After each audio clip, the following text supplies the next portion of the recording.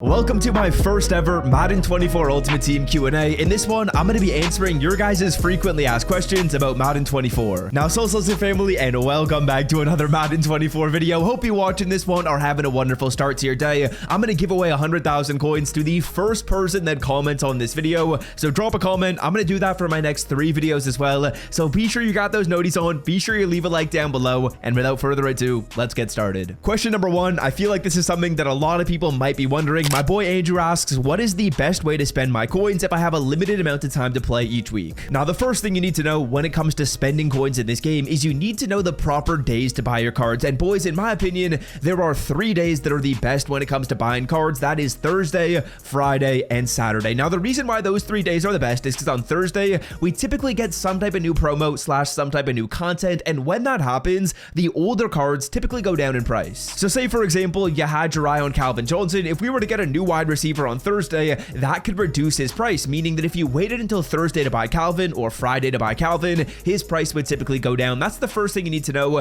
when it comes to spending your coins. If you only have a limited amount of time, those are typically your best days. Now, otherwise, my second just general rule of thumb is don't buy a card on the day they release. If you can wait until the second or third day, their price typically goes down. Question 2 for my boy Harry. This is a good one. He says, what quarterback should I be using? I feel like a lot of people probably are asking that question right now. Let me break it down. Now, when it comes to quarterbacks in this game, there's really not too many players that you should even be considering. When we take a look at the highest overall quarterbacks in this game, Aaron Rodgers, not really him. Michael Vick is a very, very good card. I will say he's an option. I think Kyler Murray is an option as well. I think Warren Moon is an option, and I think RG3. Those are really only the 4 quarterback options who you should consider. To buy Madden 24 coins for the cheapest price on the internet, check out MMOEXP by clicking the link in the description and use promo code SWIFT at checkout for 5% off. Because if you guys didn't know, RG3 is an absolutely free card you can get. He's the 4th best quarterback in this game. So my thought process is, why would I use a card worse than RG3? Josh Allen, Kenny Pickett, even Aaron Rodgers, none of those cards are even worth using because this RG3 is better than all of them. But if you want to spend the coins and you want to get a quarterback better than this RG3 card, like, I mean, look at his stats. First of all, 87 speed, 90 throw power on my team. That's ridiculous. This is one of the best cards in this game. But if you're looking to upgrade past RG3, I think Kyler Murray is probably the 3rd best. I think Warren Moon is the 2nd best, and I think Michael Vick is the best. When it comes to value, though, I think Warren Moon might be the best. He's a heck of a lot cheaper than Kyler. He's a heck of a lot cheaper than Michael Vick, and he's a very good card. I would say those are the 4 quarterbacks that you should use.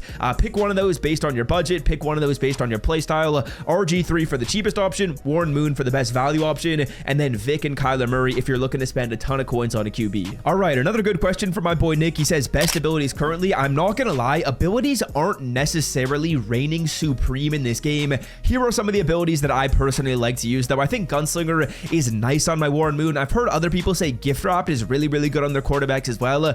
So if you want to try out those 2 abilities, those are a couple you can maybe consider. Kind of have heard good things about those 2, Gift Wrapped as well as Gunslinger. I think Gunslinger definitely helps out my Warren Moon card. Otherwise, to be honest with you, I don't use any wide receiver abilities. I'm not really like the best at this game, though, to be fully honest, but I do really, really like Jukebox. If you guys like to run the football, what you need to do is put Jukebox on your running back, and when you're juking, take your finger off the right trigger. Take your finger off the right trigger. That is something you need to learn to do in this game. That way, when you go for jukes, you get a much faster juking animation. It's really a tip that everyone's got to know. So those are a couple I like on offense. Otherwise, on defense, I can't find anything that really changes the game a ton. I use Pick Artist on Sean Taylor. That's actually the only ability I have on defense. So I'm probably the wrong person to ask, but defensive abilities, I haven't really noticed any that are game breaking. Offense, I think Gunslinger or something on your quarterback is good. And then otherwise, whatever you want to use based on how you play, I have Jukebox on Bo because I like to tote the football. Oh yeah, 2 quick things as well. If you enjoyed this video, be sure to leave a like down below. If we get to like 600 likes on this video, I'll do a part 2, but I'm only going to do that if you guys enjoy this. So drop a like down below if you enjoy. And number 2, Thursday Night Football is tomorrow, boys. And Daniel Jones has a line set to 0.5 passing yards for new signups on Underdog Fantasy. Now, if you guys didn't know, Underdog Fantasy is the place where I made picks like this. It's the place where I made picks like this. It's the place where I made picks like this. We've had some serious wins recently over on Underdog Fantasy. And if you want to aid your chances at winning, Daniel Jones's line is 0.5 yards for any new signups. If you want to check that out, I will leave the link to Underdog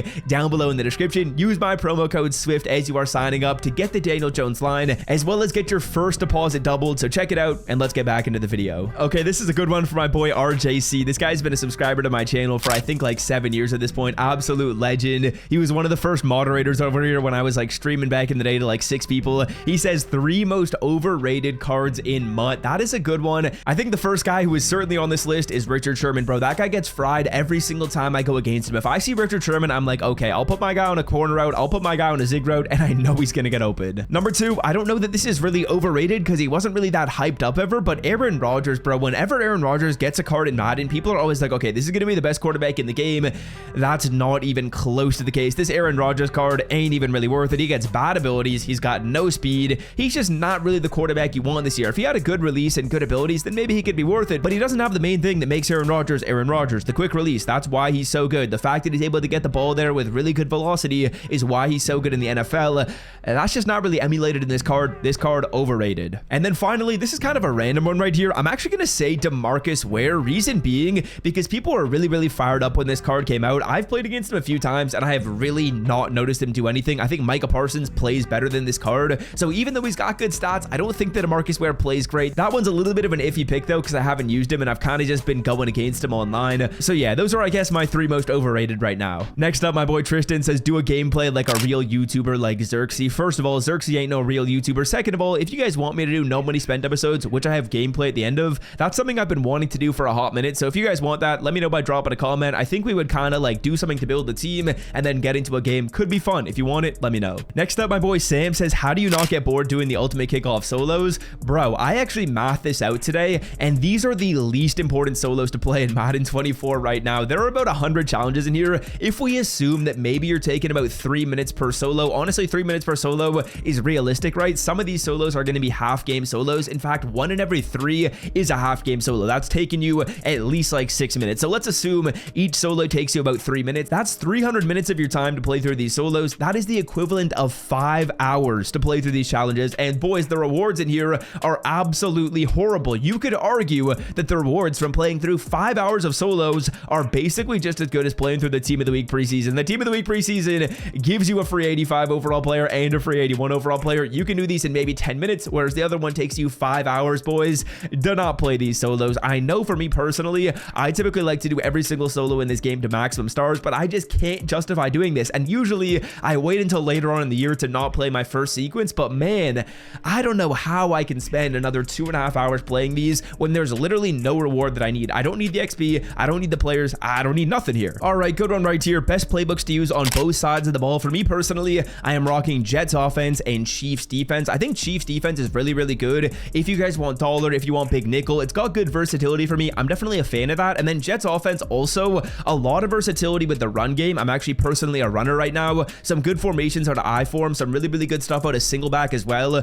Plenty of good stretches and dives where you can actually motion over players and really take advantage of kind of getting a numbers advantage on one side of the field. And then for some of the passing stuff out of gun, I do need to learn a little bit more. They've got gun bunch, they've got gun bunch offset, they've got gun tight, they've got gun trips. So definitely some solid formations in Jets offense. I'm a fan of both. If you want to test them out, you obviously can. So yeah, that's gonna do it for me. If you enjoyed today's video, be sure to leave a like down below. And if you want to check out how EA Sports might be boosting up pack odds rather soon, click this video on the screen. There's some big ramifications that you will want to know before they make that boost. So click that video, you'll enjoy it, and I'm out. Peace.